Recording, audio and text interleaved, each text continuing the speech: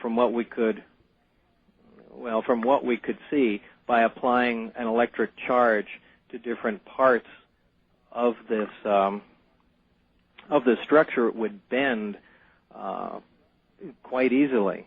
Really? Yeah, it's again something very difficult to describe without drawing it exactly how this operated. But it was not made of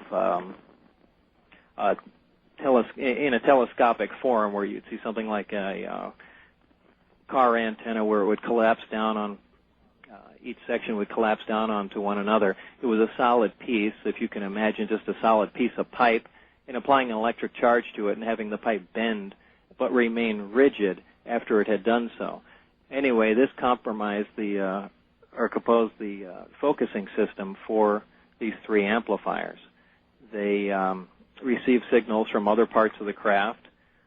The amplifiers would focus in on a certain point, and this is basically how the amplifiers were aimed.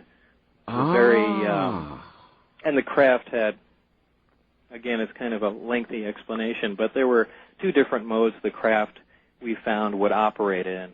One is called Omicron, and one is called Delta. The Omicron configuration was the standard operating mode of the craft, and it's where it used one single amplifier to maintain its elevation in the sky. One of the other amplifiers was rotated 90 degrees and essentially pointed straight out ahead of the craft. So with one amplifier working, it essentially produced an anti-gravitational pillar to stand on. With the amplifier that was rotated 90 degrees, instead of what we would normally think along the lines of propulsion, where a jet would essentially exhaust material, hot gases out the back, right? Where we would normally think along the lines of a propulsive force, what the craft did was essentially create a distortion in front of it.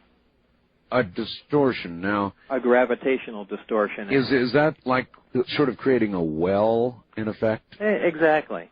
It would create a little distortion, a divot in time-space, if you want to call it that. A well is a good analogy, too, to where the craft would actually, this is kind of the low-performance mode, if you want to give it a name, but where the craft would actually continuously slide downhill. Yes. A very awkward, strange mode of propulsion. I mean, we have nothing that would even really relate to something like that. But it's kind of backwards, if you see what I'm saying. I do. The other mode of propulsion... And before we go to that, you would imagine this mode of propulsion to be used in what configuration? In other words, in an atmosphere, for example? In an atmosphere, just maneuvering around small objects. Source of gravity, probably near a planet or moon, would you say? I would imagine so, yeah. I don't think it would be used in space. There would be some, by definition of this mode, it requires some force, some large amount of gravity to be acting on the craft. So you would have to be near some sort of gravitational body. All right. I would imagine as it was hovering around the ground, this is what would it. All right, makes sense. And then there was another mode. The other mode is the delta configuration, and this is how it normally travels through space and makes large jumps. The craft flies with the belly facing the direction you want to go, not as you would normally see the craft in a science fiction movie. Ah. The gravity amplifiers are all brought up to power, and they're focused on a single point. This point now becomes an area of intense gravitational distortion, many, many times more than what we were talking about before. And this is where the true warp drive comes into effect. This is where you actually bend, you begin to distort space and time. And instead of the craft actually flying, you're basically distorting the fabric of space around the craft and move without actually traveling. You're not you're not moving in a So linear. you're, if I'm visualizing this correctly, it's kind of like the other mode, except far more intense, and you're constantly moving toward this warp, or with this warp. I don't know which way to think about it. Well, you actually become part of the other space. It's a pretty wild concept, but something that it really isn't unknown to us. As I've stated before, to most people this sounds like wild science fiction. However, we know most of these things are possible. We know, for example, as I stated in that tape, that we can see stars that are behind the sun.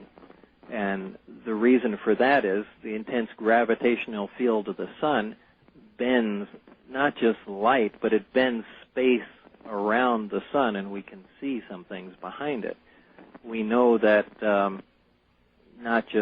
we know space, gravity, and time are all interrelated. We know this for a fact. We know that around areas of intense gravitational fields, time essentially slows down.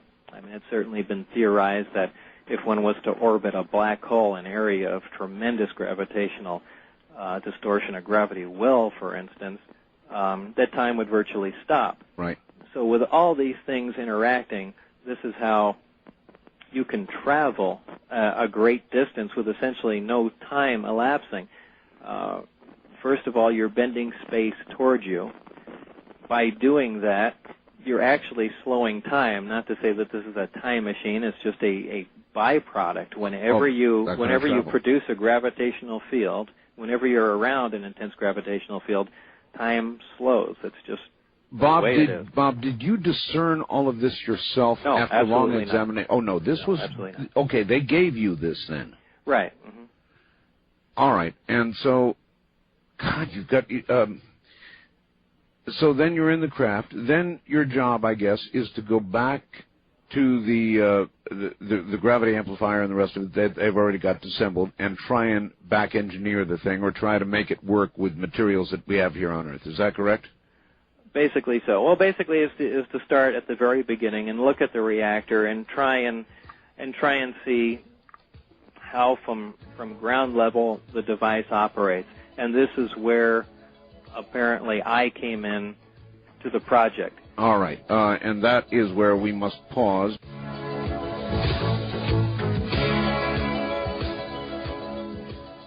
Back now to Bob Lazar and Gene Huff. Gene, basically the silent one right now, sort of helping out as he can.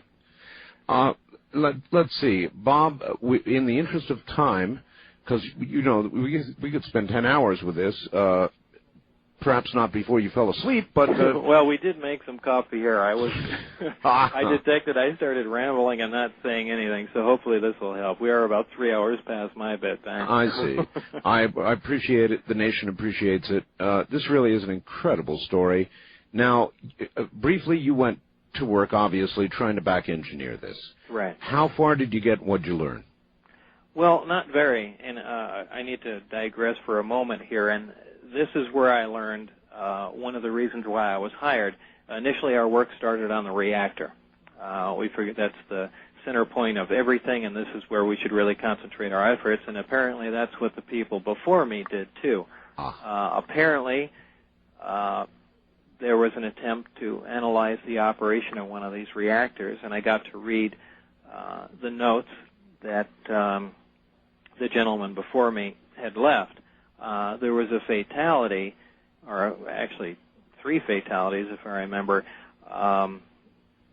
when they attempted to do this.